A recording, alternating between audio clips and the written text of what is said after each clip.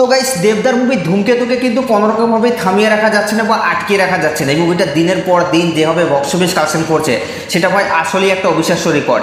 এবং অনেকেই ধারণা করছে যে এই মুভিটা লাইফ টাইমে 30 থেকে 35 কোটি টাকার মতো life time box office collection করতে পারে। কিন্তু এখন প্রশ্ন হলো এটাই যে এই মুভিটা তার ডে 19 এসে কত টাকা বক্স অফিস কালেকশন করলো। তো hey guys, welcome back to my channel. আমি আছি আপনাদের সঙ্গে মিঠুন আর আপনি দেখছেন আমার ইউটিউব চ্যানেল এমবি স্টুডিও। তো ভিডিওটা শুরু করার আগে আপনাদের কাছে আমার একটাই রিকোয়েস্ট, আপনি যদি আমার চ্যানেলে ফার্স্ট টাইম হয়ে থাকেন তো প্লিজ চ্যানেলটাকে সাবস্ক্রাইব করে ভিডিওতে একটা লাইক করে দেবেন। চলুন ভিডিওটি শুরু করা যাক।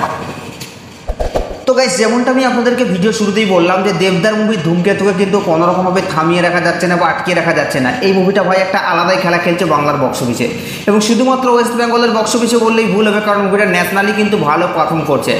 এবং এই মুভিটার সাথে রিসেন্টলি টাইমে অনেকগুলো মুভি রিলিজ হয়েছে হিন্দি প্লাস বাংলা, কিন্তু তার সত্ত্বেও এই মুভিটার বক্স অফিস কালেকশনে কোনো রকমের কোনো ড্রপ দেখা যাচ্ছে না। মুভিটা একইভাবে বক্স অফিস কালেকশন করে যাচ্ছে।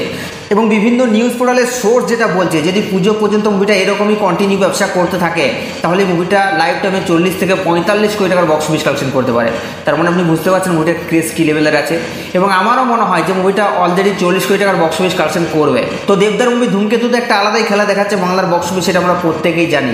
তো এখন প্রশ্ন হলো এটাই যে এই মুভিটা তার ডে 19 এসে কত টাকা বক্স অফিস কালেকশন করলো।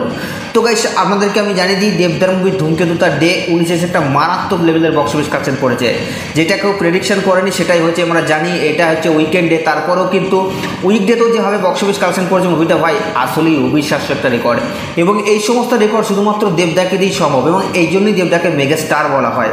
তো এখন প্রশ্ন হলো এই মুভিটা তার ডে 19 এসে বক্স অফিস কালেকশন করেছে প্রায় 63 লক্ষ টাকার মতো, এবং টোটাল 19 দিনে মুভিটা বক্স অফিস কালেকশন করেছে 27 কোটি 34 লক্ষ টাকা।